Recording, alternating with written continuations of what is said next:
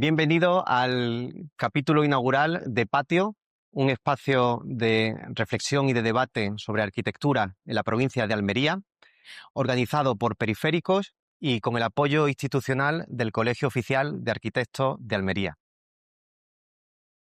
En este primer episodio vamos a desarrollar la temática de los premios Arco, que trata de un galardón que con frecuencia bianual el propio Colegio de Arquitectos organiza y viene a reconocer la obra en distintas categorías que tienen mayor éxito y de mayor intensidad arquitectónica en ese periodo. Pues bien, de entre todas las obras premiadas de la última edición, hemos aplicado un filtro muy con el espíritu de Patio y hemos seleccionado las obras nuevas, premiadas, cuyos autores tengan su desarrollo, digamos su estudio, a nivel local, en la provincia de Almería. Este filtro me permite desde ya agradecer su presencia e introducir a nuestros invitados, que son, por cercanía, José Moreno, de MED Arquitectos, con su obra premiada en la categoría de Arquitecto Nobel, a partir de La Madrileña, la capital de la tapa. Tenemos en segundo término a Antonio Palenzuela, que en la categoría de equipamiento obtiene también este premio por su ampliación en el Colegio Europa. Hay que mencionar que este galardón ha sido exaequo con Arquitectos Ayala por su centro financiero en Cajamar. Y por último, tenemos a José María García, que con su vivienda unifamiliar en San José obtiene también en residencial ese galardón. Bueno, bienvenido y muchas gracias por vuestro tiempo y asistencia. Antes de comenzar, queríamos hacer mención especial a José María Cruz Novillo, recientemente fallecido, el pasado 2 de mayo, que es un grandísimo diseñador, un artista multidisciplinar, y al que le debemos, precisamente con los premios Arco, pues este logo, esta estatuilla, y en realidad toda la imagen corporativa de este galardón. Y desde aquí pues queríamos reconocer su labor, como bien sabéis, pues tiene el diseño fantástico de tantos logos. Muy bien, pues bueno, hemos pensado que no vamos a hacer presentación formal. Ya sabéis que la voluntad del patio y la voluntad de este podcast es tener una charla muy distendida y vamos a lanzar ya la primera pregunta. Ahora bien, sí que me gustaría decir que ese filtro que hemos aplicado de una cuestión local, del territorio a nivel provincial, nos ha ofrecido una mezcla realmente heterogénea, puesto que son 3 casos que se encuentran en 3 etapas distintas de experiencia profesional. Y yo creo que eso, pues, al final va a hacer aún más interesante, si cabe, este diálogo. Si os parece, os veo por ahora mudos, vamos ya a lanzar la primera pregunta y por supuesto, os pronunciáis en el sentido que queráis. El primer tema que vamos a desarrollar tiene que ver con la escala. Hay una comparación recurrente que yo he escuchado en algún evento entre uno de los soportes verticales de la iglesia de San Pedro y el templo en su totalidad de San Carlos, que como sabéis es conocido por San Carlino, debido a su tamaño tan diminuto. Bueno, eso me permite introducir la primera pregunta, que en realidad es una doble pregunta. Por un lado, ¿cómo pensáis que puede afectar en el reconocimiento y en los premios de la arquitectura la escala? Y por otro lado, si tuvieseis que elegir, ¿cuál es la escala más importante en vuestra obra premiada? Si os parece, puedes empezar tú, Pepe. Sí, a ver, en este caso, claro, yo hice un proyecto muy pequeño, es una rehabilitación bueno, más bien una reforma de un local de apenas 50 metros cuadrados útiles de uso de pública concurrencia, el resto son los aseos y almacén anexo. Entonces, en mi caso, soy el más joven y el que ha hecho la cosa más pequeña, ¿no? Claro, cuando haces un proyecto de escala diminuta, al menos bajo mi punto de vista, lo importante es tener un concepto que englobe todo claro. Cierto es que esto se puede extrapolar a otro tipo de escalas, la verdad, Pero al menos en mi caso era simplemente hacer un gesto. Hay veces que la arquitectura puede ser solamente un gesto, que en este caso era, pues, era reinterpretar una capilla, ¿no? Hacer una bóveda, tenemos 4 o 5 metros de altura, aunque había que hacer una insonorización acústica y demás. Pero cuando la escala es pequeña, pues la obra era un solo gesto, ¿no? Y a partir Ujú, de ese gesto, distribuir el resto, resolver el resto de problemas que cualquier obra puede conllevar, ¿no? ujú. Entonces, bueno, ¿la escala influye? Por supuestísimo, ¿no? O sea, la escala que tú trates denota un poco cómo tienes que empezar a trabajar el proyecto, ¿no? O sea, siempre desde lo más general a lo más particular, pero hay veces que si estás haciendo un aeropuerto, pues empiezas encajando volúmenes y si estás haciendo una reforma de un local, pues empiezas cómo va a ser el techo, ¿no? Pero en este caso, en efecto, quizá con la Feria de la Tapa, con ese espacio gastronómico, la respuesta ha tenido un único sonido, un disparo certero. Claro, claro, un gesto. Es decir, vamos a reinterpretar una capilla, puesto que el espacio te invitaba a ello, Ajá. porque el local es un tubo, tenía 3,20 m de crujía y unos 15 de longitud, y entonces, pues, me pareció el único, y 4,5 m de alto, el único gesto arquitectónico interesante que podía hacer transmitir algún tipo de emoción a los usuarios que viniesen al bar, ¿vale? Sin duda, Ese era lo, el lo punto. consigue, lo consigue. Antonio, ¿cómo afecta la escala en tu proyecto? Cuando estaba haciéndole la pregunta a Pepe, pues yo pensaba que quizá la escala de nuestra obra es una escala también pequeña, quizá con vocación de ser una escala mediana, quizá por su uso, que es un uso que digamos que puede tener, digamos, una habitabilidad más solemne, ¿no? Al fin y al cabo es un colegio.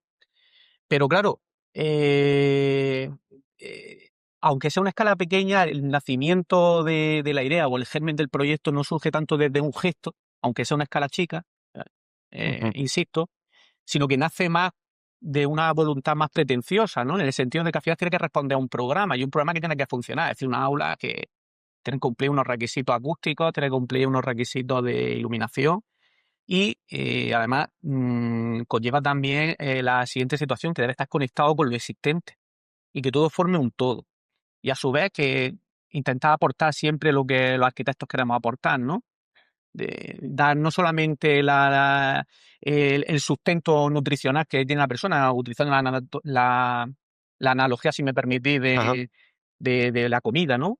Sino también poderle aportar a esos niños que van a estar allí, a esos maestros, en fin, los padres, cuando tengan que hacer las reuniones, pues poderle aportar algo más, ¿no? Algo diferente a través pues, de lo que los arquitectos trabajamos. Al final somos escultores de la luz y del espacio. Bueno, al final ese es un objetivo que tantos edificios públicos se ponen, ¿no? Y es que se recupere algo de lo doméstico. A mí me parece bonito que en el norte todos los edificios públicos se citan como Schauspielhaus, por ejemplo, del alemán, para referir al teatro, la casa de la música. Siempre tienen el término casa. Entonces, Kunsthaus, por ejemplo, ¿no? La correcto, casa del arte. eso es. Yo creo que esa idea de hogar se consigue sin duda en el proyecto de la escuela. José María. Bueno, yo lo voy a enfocar de otra manera. Y bueno, lo puedo hacer porque tengo el premio que está saliendo ahí. Esa es la casita del premio, que es pequeña. Y luego la mención, que son 58 viviendas. Claro que es otra dimensión. Y quizá lo que voy a deciros es que si tengo que pensar qué es más fácil, es decir, con qué escala puedes trabajar más fácil y el resultado final puede ser más espectacular, por llamarle de alguna manera, porque tiene mucha más libertad, es la vivienda pequeña. O sea, la viviendita de San José tiene 140 metros, un dormitorio, una pareja de señores ya mayores como yo, Ujú, y sin niños, entonces tenía libertad total. Incluso libertad total no, pero con bastante libertad presupuestaria.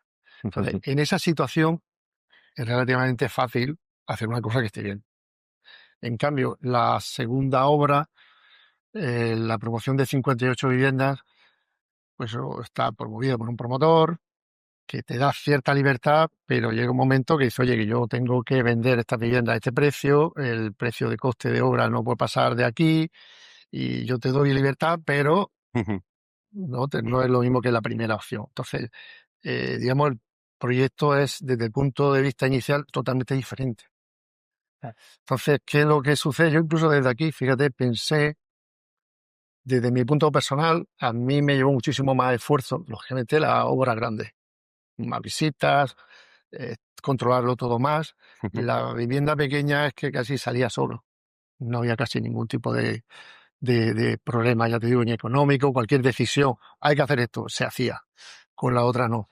Entonces, desde ese punto de vista, casi yo te diría que es más fácil hacer un buen resultado final con una obra pequeña que con una obra grande. No quiere decir que siempre ocurra esto, pero a mí sí me ha pasado. Ajá. Aunque yo personalmente, la obra grande, no sé si os lo he comentado a vosotros, yo lo del premio lo hubiera hecho al revés. Pero es porque a mí me ha llevado muchísimo más esfuerzo la obra grande.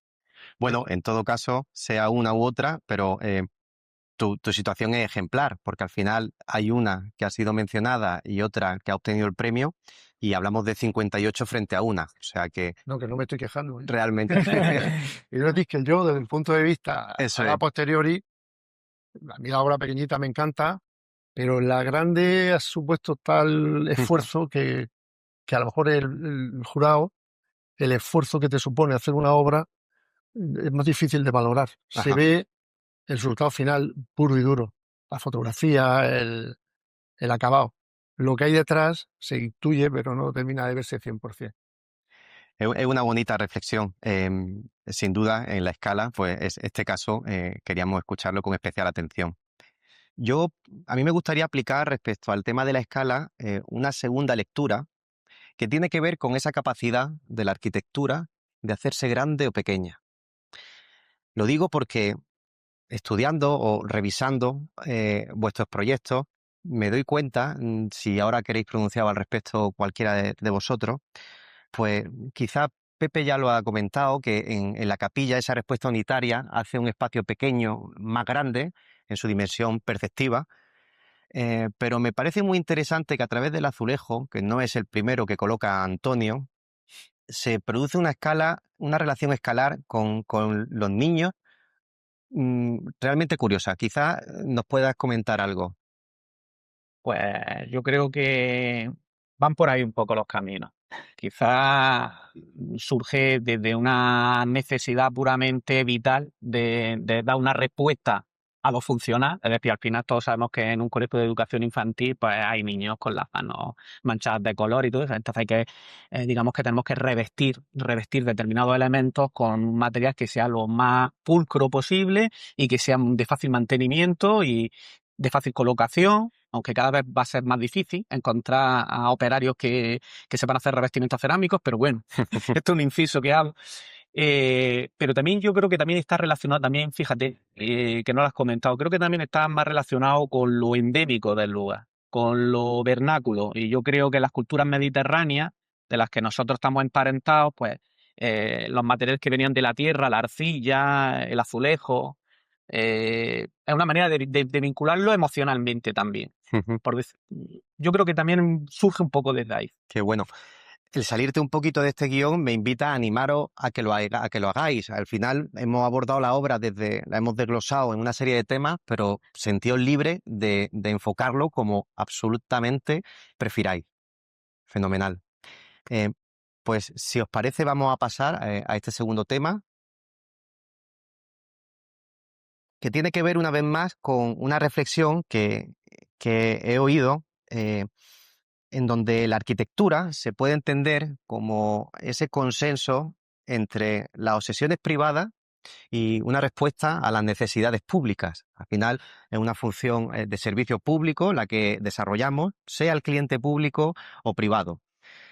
Pero, qué duda cabe, desarrollamos nuestras preferencias, nuestras filias y nuestras fobias están ahí. Por ello, os quería preguntar qué tema identificáis como constante en vuestra obra en general y cómo se traducen esos temas en la obra premiada. Pepe. Es difícil pregunta. O sea, es complicado encontrar un nexo de unión entre la obra. Yo creo porque cada obra tiene su aquel, ¿no? Es decir, cada obra tiene su cliente, tiene su presupuesto e intentar mantener una línea o un concepto que una a todas a veces es bastante pretencioso y a veces es imposible, ¿no? Entonces, yo particularmente no, no veo un nexo de unión entre mi obra más allá de intentar dar lo mejor para el problema que hay. O sea, quiero decir, si hay poco presupuesto, pues intentar, como pasa con la madrileña, que no había mucho presupuesto, hacer un gesto y con ese gesto resolverlo todo. Si hay mucho presupuesto o hay libertad creativa, pues entonces aportar otro tipo de cosas. Pero, por ejemplo, otra obra que presentamos al Arco fue un parking de caravana, Ujú. que al final había un presupuesto limitado y un uso muy, muy concreto, ¿no? Además de una obra pública que era para el Ayuntamiento de Almería y era unas caravanas para que los feriantes estuvieran durante las ferias, o sea, esas 2 semanitas de feria. Y, y a priori se plantea el proyecto como que poco interés arquitectónico puede haber más allá de hacer un parking, ¿no? En el que no hay ninguna construcción, no hay edificación, ni siquiera solamente había suministros, ¿no? Es resolver el saneamiento, hacer suministro de agua, resolver la electricidad, resolver la iluminación.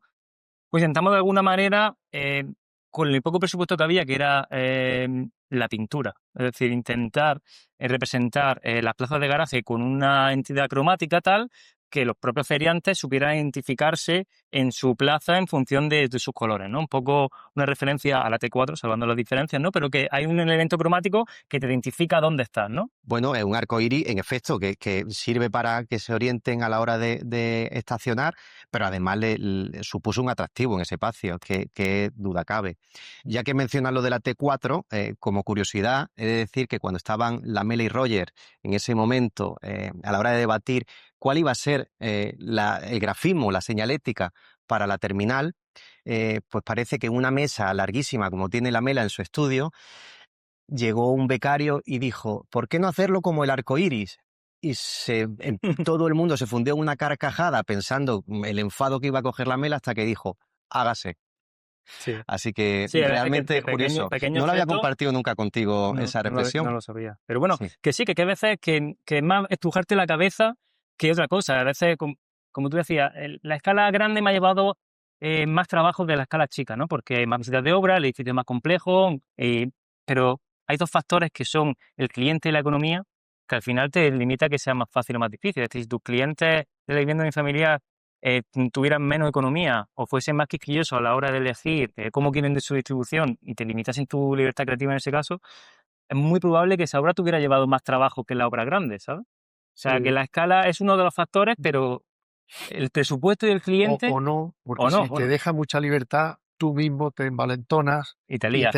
te lías, voy a hacer esto, voy a hacer este detalle, Sí, sí. esto lo voy a hacer así, que venía previsto de una manera y lo voy a hacer de otra. Sí, O hay que saber sea, estar acotado. sí, al final cuando te vinculas con una obra y te vuelcas en una obra, ahí Bueno, pero la libertad la hemos también, liado porque nos lleva muchísimo tiempo. Sí, Sea pequeña, sea grande, sea mediana. sí, sí, sí.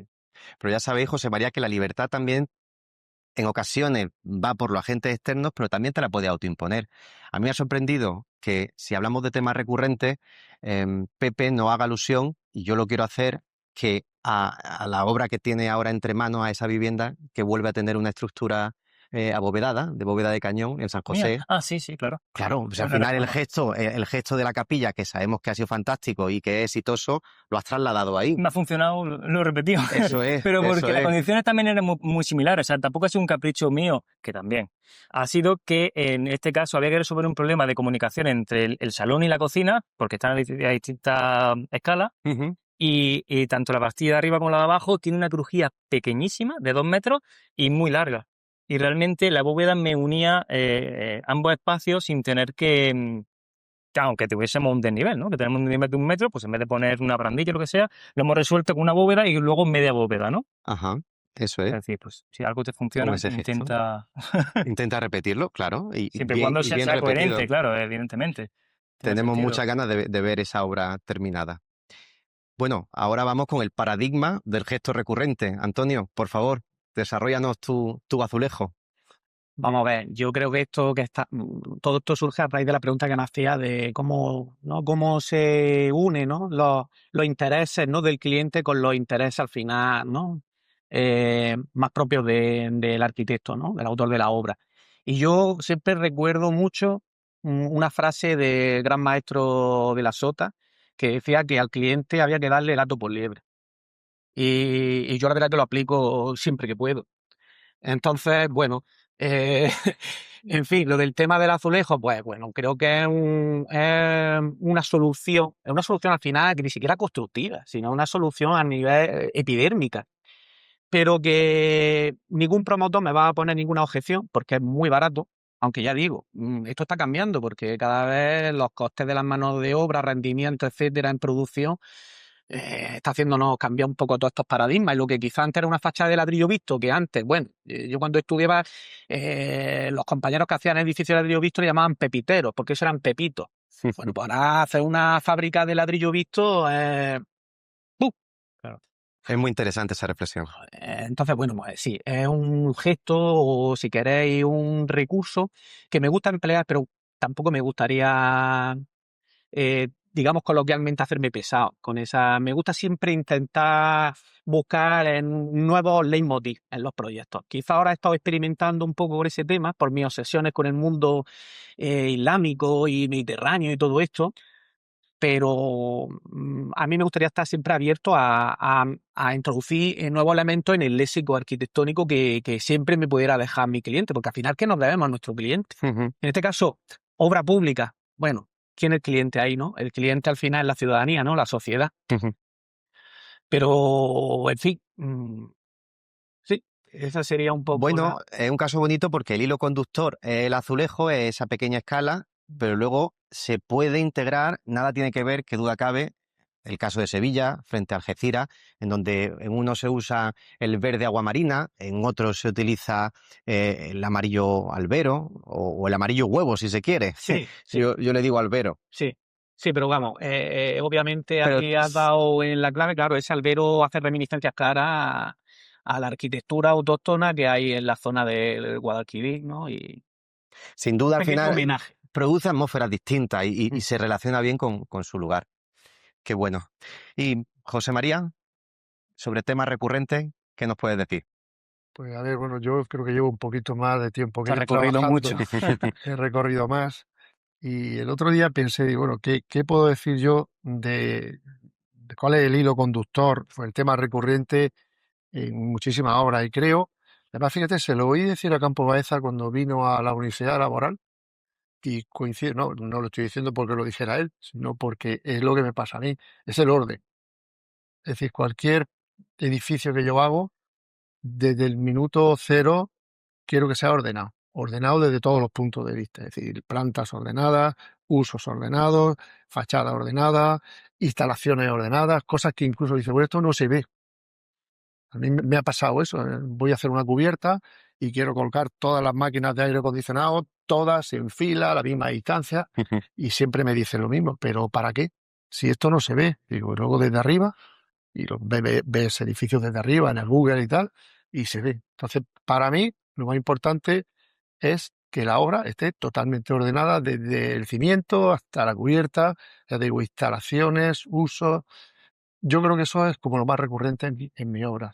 Para conseguir eso, pues necesita mucho rigor, mucho tiempo, mucho trabajo, darle las vueltas a las cosas hasta que al final encaja el orden que tú quieres hacer en la obra. También te digo que ese orden que yo le transmito a las obras, la verdad es que no sé si fue ante el huevo o la gallina. Va con mi manera de ser. O sea, yo soy súper ordenado, tengo la ropa perfectamente ordenada, tengo la nevera con, no sé a quién se lo vi, con el nombre de la cerveza, mirando toda el mismo. O sea, yo ordeno todo muchísimo, necesito vivir rodeado de orden. Te entiendo perfectamente. Yo creo que esa actitud es muy propia de muchos arquitectos. También está la vertiente como más artística o desenfadada, pero yo creo que ese sentido del orden es propio de Sí, nuestro pero por eso ejercicio. los edificios que yo hago son de una determinada manera. A mí me han llegado a decir, oye, quiero una cosa así con mucho movimiento. Digo, imposible. Tienes que buscar a otro, ¿sabes? Porque al final me termina siempre saliendo lo que llevo dentro. Una lectura también bonita de tu respuesta y de ese sentido del orden que tú, bueno, no sé si reivindicas, pero desde luego declaras, es que frente a gestos quizás más llamativos que tenemos en etapas iniciales de la obra, parece que el arquitecto cuando gana experiencia va tratando temas, lecciones más calladas, asuntos que llaman menos la atención. Y yo creo que eso hila muy bien, ¿no? En esta transición que hemos hecho, se ve ejemplificado con absolutamente toda la obra. Ahí tenemos el amarillo albero, nada de amarillo pollo, por favor. Fenomenal. Pues con estos temas recurrentes vamos a cerrar la pregunta y vamos a pasar, has citado antes a Campo Baeza, pues me permite introducir la siguiente pregunta, y es que Alberto Campo tantas veces ha dicho, la buena arquitectura da para vivir, pero no te hace rico. Bien, pues la pregunta es, ¿dónde creéis que están las claves para obtener una buena rentabilidad? No en términos económicos, o no solo en términos económicos, porque se puede tratar, sino ya en una cuestión de gestión del tiempo. Sin renunciar, eso sí, a la calidad en el ejercicio arquitectónico, que sin duda tenéis, y bueno, vuestra obra lo demuestran y aquí lo han traído. Pepe. ¿Te refieres a la rentabilidad propia de nuestro estudio en honorio o rentabilidad de los proyectos los que hacemos? Bueno, ¿O en qué sentido? lo dejo abierto a que, a como tú lo quieras leer, pero me refiero a esa gestión del tiempo, a cómo conseguir un Ujú. proyecto en donde tú Ok. estés contento, dosificando el tiempo. Buah, eso no se puede. Es decir, al menos bajo mi punto de vista de cómo yo trabajo, es decir, para estar contento yo con un proyecto tengo que trabajar en él aunque no esté trabajando. Es decir, Ujú. yo trabajo en él cuando estoy pensando, durmiendo a mi hijo por la noche, pues estoy pensando en cosas, ¿no? O sea, la rentabilidad yo intento no mirarla porque entonces me deprimo y me cambiaré de profesión, sinceramente, no. O sea, yo tengo que alternar proyectos que me den para vivir con proyectos que me den para alimentar mi ego o lo que quiera decir, para hacer proyectos que me llamen como arquitecto, ¿no? O sea, yo compagino y tengo en mi estudio ahora mismo en cartera, por decirte algo, un 70% de proyectos que jamás veréis nadie de los que estáis aquí, y luego un 30% de proyectos que sí me siento más orgulloso de ellos, que quizás no me dan el dinero que me dan los otros 70, pero sí consiguen desarrollar mi arquitectura, ¿no? Ujú. Entonces yo creo que, al menos en mi caso, mi rentabilidad está en alternar dos tipos de proyectos. Los que hago para vivir, los que hago para crecer como arquitecto. Hay veces que se mezclan, ¿no? O sea, hay veces que tienes suerte y un proyecto te da unos buenos honorarios y a la vez consigues tener cierta libertad creativa o plantear algunos planteamientos arquitectónicos que quería plantear desde hace un tiempo. ¿Y te ha pasado alguna vez que uno de esos proyectos que, digamos, pasan a la categoría de para vivir, Ujú. cuando le ponen mucho cariño y también por suerte quizá, pero va cobrando interés y pasa al otro Puede ser, grupo? pero es muy raro. Muy raro. No, pero sí, suele suceder. De hecho, ahora hemos hecho dos casas en Málaga, en Cártama, que es una promoción de dos pareados y que es una obra bajo promoción, con un presupuesto muy limitado, una libertad creativa justa porque había unos criterios urbanísticos determinados de unas superficies útiles, como todos bien sabéis, y un presupuesto hasta ahí. Entonces, intentar sacar una obra en la que te sientas orgulloso también es un reto, ¿no? O sea, hay veces que hacer solamente resolver bien un programa de manera eficiente o ordenada, a veces el orden lleva a la belleza, casi siempre, ¿no? Al final, cuando tú consigues ordenar bien un proyecto en programa o en estructura, la belleza viene sola. Y hay veces que haciendo proyectos contenidos consigues también hacer un buen proyecto. Ujú. Puede pasar. Bueno, yo quiero rescatar, creo que está siendo muy humilde, porque un proyecto que quizá no tenga un atractivo en el enunciado, hágase un parking solo con pintura, en un entorno bueno. Y tú a través del arco iris pues has conseguido ahí darle una segunda Sí, lectura. hay veces que darle el coco un poco más de la cuenta, He ¿no? intentado que lo sacaras tú, pero como no, lo he forzado yo. Bueno, Sí, sí. Bueno, Antonio, ¿cómo ves el tema? Tema polémico, ¿eh? Muy polémico, porque, no sé, yo no puedo hablar por boca del resto de mis compañeros de profesión, pero lo que yo sí puedo hablar en mi experiencia personal es que yo la veo una actividad cero rentable. La actividad profesional de arquitectura a día de hoy es cero rentable. Mm, Me refiero entendiendo entendiendo la arquitectura como una actividad, digamos, puramente eh, creativa, ¿vale? Si la entendemos como realizar otro tipo de trabajos más técnicos, bueno, habría que ver esos números.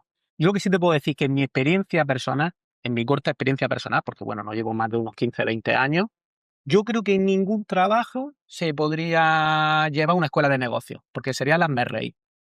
Sería el hazme-reír totalmente, porque es que no hay por dónde cogerlo. No hay dónde cogerlo, no dan una rentabilidad mínima. Nadie, más que un loco, seguiría adelante. Entonces, no sé, tengo constancia de que hay compañeros que sí saben gestionar un aspecto profesional, un aspecto artístico, incluso un aspecto de imagen en un estudio y hacerlo rentables todos, o si no, por lo menos compensar. Pero en mi caso, yo actualmente hago una actividad de riesgo absoluto.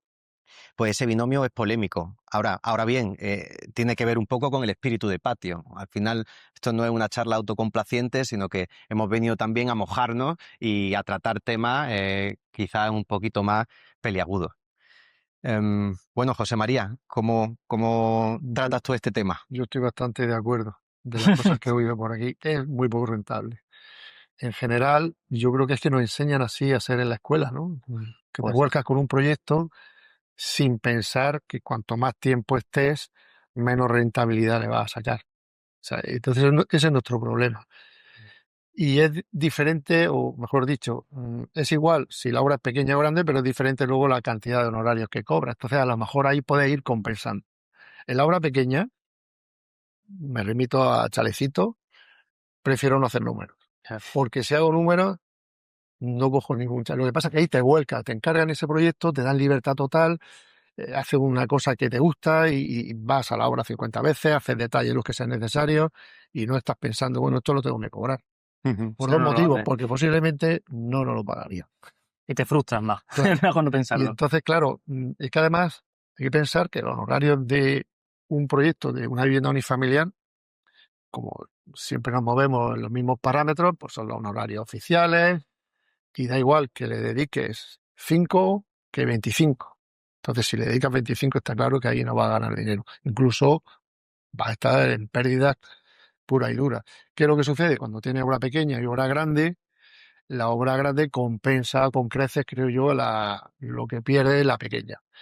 Pero yo creo que es muy poco rentable. Y yo creo que es un problema de que nos enseñan a ser muy vocacionales en la escuela, Ujú. que no digo que sea malo, y que no sabemos llevar empresas como puede ser, por ejemplo, una ingeniería. Los ingenieros pues tienen claro lo que se cobra, lo que no se cobra, todas las modificaciones de proyectos. Yo no sé si vosotros cobráis alguna, yo no he cobrado Depende de nunca quién en es el mi vida, cliente. Tampoco. yo no he cobrado nunca ninguna.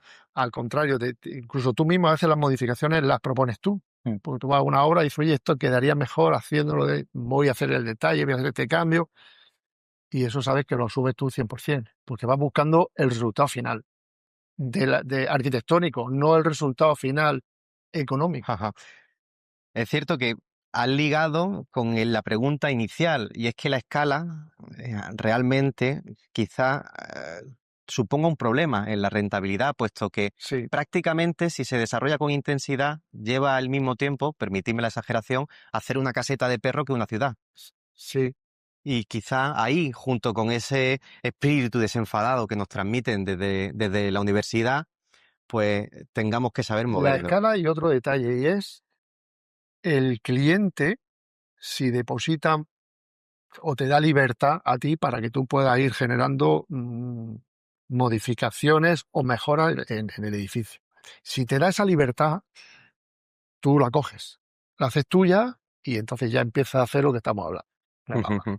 Si no te da tanta libertad y dices, no, el proyecto hay que hacerlo como está y no se puede cambiar nada, y no te puede salir, pues tú ya quizás te liberas un poco. Esto podríamos hacer el paralelismo con la medicina. Tú, cuando vas a la consulta del médico, le expones tu caso, te analiza, pero luego el profesional hace los estudios necesarios y te ofrece un diagnóstico. Aquí quizá, no digo que no tenga que ser partícipe, pero el cliente está muchas veces demasiado involucrado en ese proceso de diagnóstico, ¿no? Deberíamos ser nosotros, los profesionales, los que, de una forma muy responsable, pero lo tratásemos. Sí, depende del tipo de cliente. La verdad que hay muchos perfiles de personas, tantas como pueda haber. Yo, por ejemplo, he tenido más libertad creativa muchas veces con clientes públicos que con privados, porque no hay una limitación. Yo trabajando para el ayuntamiento he tenido mi libertad creativa. Y luego trabajando para un cliente, para un promotor, a veces que sí, a veces que no. Depende mucho del perfil de persona. Desde luego en el sector público es fundamental y se agradece cómo se nota la presencia de técnicos comprometidos y técnicos que realmente promuevan esa buena arquitectura. Sí, perdón que te corte, promueve la buena arquitectura, pero pasa como dice José María con los modificados. Si hay que hacerlo, te lo haces y Sí. te lo comes y no te lo cobras y está establecido así los pliegos. Es decir, Ajá. promueven buena arquitectura, pero no buenos honorarios, porque además para conseguir esos trabajos tienes que bajarte los calzoncillos planteando una baja que todos sabemos. Supuestamente ahora con la ley de calidad de la arquitectura eso se va a solucionar. Sí, ya, lo veremos. Y al hilo de lo que estáis diciendo, o sea, yo me acuerdo que, no sé en qué curso fue, la Escuela de Arquitectura de Madrid, que tenía clase con el profesor era Ignacio Vicés. Un día llegó Javier Carvajal, que era el catedrático en ese momento, y empezó a corregir los proyectos. Y a mí me dijo una cosa que yo en ese momento no entendí, pero en cuanto salí a trabajar a la calle lo entendí a la primera. Dice, no os preocupéis que detrás de cada gran obra siempre hay, yo pensaba que iba a decir un gran arquitecto, dice, hay un gran promotor. Y entonces allí se lió en la clase, pero ¿qué tiene que ver el promotor en que la obra salga bien o salga mal? Pues lo aprendí enseguida. Vaya. Porque un buen promotor es el que te da libertad, te deja, apuesta su patrimonio en lo que tú le vas a hacer. Y luego están los malos promotores que tienen, no, yo quiero hacerlo así, así, asado, de aquí no te puedes salir y al final está totalmente... Yo puedo darle gracias a Dios ahora mismo que con los que suelo trabajar, porque también lo he ido buscando yo. Me he ido alejando de los que no me dejaban hacer y he ido acercándome, pero también es importante que el promotor acepte tu manera de ser, tu manera de hacer, entienda algo también de arquitectura, porque hay muchos promotores que no han salido, así que no han viajado mucho, no han visto cosas que se hacen fuera y ellos quieren hacer siempre como las mismas cosas. Y a veces pasa que hacen un proyecto, les va bien y lo están copiando toda la vida. Bueno, o quizá también depositar la confianza, ¿no? Yo estoy pensando ahora ya a título personal, ahora estoy desarrollando una reforma de vivienda para una pareja de médicos y ellos dicen, yo sé del aparato digestivo, de esto sé poco y confío plenamente en ti. Entonces, Aprovechalo. claro, claro. No es normal eso. Yo intento conocerlo, estudiar bien sus gustos, sus necesidades, pero luego las traduzco yo. Pues bueno, estoy de acuerdo con José María en que tenemos que intentar movernos por ahí. A mí me gustaría añadir también que efectivamente estoy no al 100%, al 120% de acuerdo con lo del promotor. De hecho, se dice que Gaudí básicamente llegó a ser quien es por Güell. Sin Güell no hubiera existido Gaudí. Ujú. Pero yo también añadiría a otro agente que es súper importante y que deberíamos de mencionar, que es las constructoras. Las constructoras. Fundamental, vamos, fundamental. Porque, vamos, es que si no, no se puede, no podemos llevar efectos del plano Sí. a la realidad. Y no sé, yo la verdad que quizás tengo que decir que en los últimos trabajos que he estado, el nivel cada vez va siendo cada vez más ajustado, ¿no? Por decirlo de algún modo, ¿no? Porque ellos están, digamos, en unas películas que no son las que a todos nos concierne, ¿no? Sí, Mucho, eso genera. mucho tema económico, mucho tema... O sea, parece que de todos los documentos que estamos obligados a elaborar como técnicos, proyectistas y directores de obra, al final el documento madre es la medición. Total. Los planos ya no sirven para nada, la medición. Y lo que dice la medición es la Biblia Sagrada. Entonces, eso también habría que verlo, ¿eh? Habría que ver cómo podemos reconducir esa situación, ¿eh? Porque es que las constructoras están llevando a un límite, sobre todo en obra pública, es El tremendo, orden ¿eh? de prelación de documentos es planos y medición, pero como no lo tenga en medición, no te lo van a hacer. Incluso aunque lo tenga en medición, no sé si va a pasar a vosotros, ¿no? Yo he presupuestado, aquí viene esto, pero yo he presupuestado esto, que vale la mitad. Y ya no tienes manera de reconducir el tema. Los precios están subiendo, eso sí sabemos que es verdad, el vidrio, el hormigón, el plástico, y absolutamente todo va subiendo. Y estamos continuamente, no sé si os pasa a vosotros, siendo atacados por las constructoras proponiéndote un cambio, de lo que hay que ajustar el precio. Y el ajuste del precio, si te descuidas, hace que la vivienda o el edificio se parezca poco a lo que inicialmente tenía previsto. Es que el constructor debería estar pensando en construir. Y ahora creo que lo que está ocurriendo es que lo primero que piensa es a ver dónde falla el proyecto para intentar sacar un modificado o lo que sea, intereses económicos. Es decir, hacer sostenible la actividad empresarial. Sí. Entonces, cuando... Sí, el primer análisis es más destructivo, ¿no?, que propositivo. Bueno, es una tendencia que tenemos que intentar nosotros contagiar de ese sentido positivo a los constructores, pero si prolifera ese sentido negativo, lo que tenemos que hacer es nosotros desde nuestro ejercicio evitarlo. ¿Y cómo lo conseguimos? Pues da igual que sean los planos o las mediciones los que tengan orden preferente. Vamos a intentar que estén completamente relacionados y que estén bien detallados. Sobre el papel es más fácil, ¿no? Pero ligamos los temas de tiempo, de rentabilidad.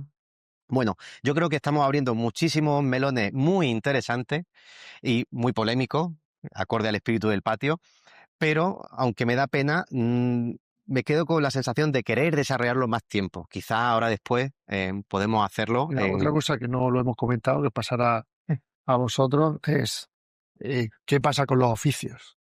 Los carpinteros, los buenos carpinteros, los buenos cerrajeros, los buenos... Desaparecido. Es que están desapareciendo. Antonio lo ha comentado, ¿no?, con el azulejo, que quizá hoy en día ya incluso la mano de obra cualificada empieza a subir y prácticamente el promotor público-privado prefiere un gran formato o al menos uno que siga manejándose con escala humana, pero ya esos despieces preciosos que entran en relación con la mano se pueden llegar a perder.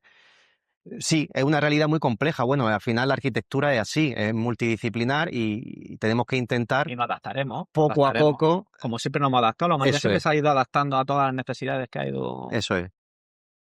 Para ello yo creo que el ingrediente clave es la intensidad y el entusiasmo a la hora de trabajar, que yo creo que pues, es un factor que tenéis común y ahí están las horas para ejemplificarlo. De eso hay. De eso tenemos. Bueno, vamos a concluir, pero no antes.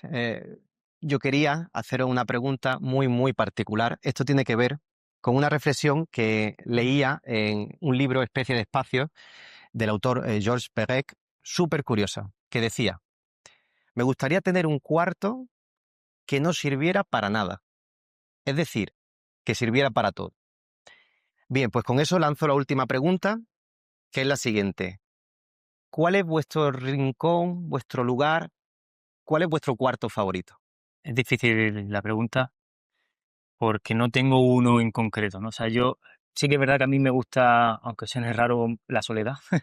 Y cuando encuentro ese momento de poder estar solo para hacer algo que me guste, sea leer un libro o ver cualquier cosa, quizá ese es mi rincón favorito, ¿sabes? No solamente es un sitio, aunque seamos arquitectos y el espacio es lo que proyectemos, hay veces que cosas que trascienden en el espacio, ¿no? Que es la emoción que tú estés sintiendo. Y tú puedes sentir una emoción igual en un espacio enorme, en uno pequeño. Ujú. Yo particularmente pues tengo mi rincón al lado de mi cuarto, tengo otro cuarto en el que yo leo por la mañana. Me tomo un café y leo un capítulo de un libro antes de irme a trabajar, ¿no? Quizá ese momento de soledad, pero no por el espacio en sí, porque el cuarto no es que tenga ningún interés arquitectónico más allá de tener una silla y un escritorio, pero es el momento, ¿no? Es la emoción, al menos en mi caso. Yo en ese caso voy a resultar un tanto convencional o conservador porque realmente mi espacio favorito es el salón de mi casa, Ujú. que es, bueno, porque simboliza la familia, es donde yo estoy cómodo con mi mujer, mi hijo, y es más, incluso a veces ahí es donde han surgido algunas ideas que tengo, arquitectónicas, Ujú. pero muy puntuales para desarrollar un proyecto. Y incluso pues, me he visto en la situación, efectivamente, está en familia, pero cogerme el portátil y ponerme ahí a traquetear, a hacer alguna cosa, sí, yo lo definiría como el espacio definitivo, pero no por ninguna vinculación arquitectónica o espacial, simplemente por la comodidad del ser, ¿no? Ujú. Mm. Qué bueno. Bueno, pues yo, tú una habitación, tú el salón, pues yo en mi casa. Es más grande, Yo, ¿no? bueno, mi casa es del año 2006, la hice en El Toyo, no sé si la conocéis, una casa Ah, totalmente sí. de hormigón. Está pensada quizás demasiado sobredimensionada de tamaño por el momento en el que tenía unas necesidades, ahora tengo otras, pero vivo en la planta baja, que eso también tiene muchas ventajas. Es una vivienda que no está tan compartimentada como es normal, es decir, yo tengo los espacios son fluidos, van pasando de un sitio a otro. El hormigón a veces se convierte en cristal, aunque hay unas contraventanas de madera que yo las puedo ir moviendo y tal, en función de que si quiero que la luz o el sol entre de una manera o de otra.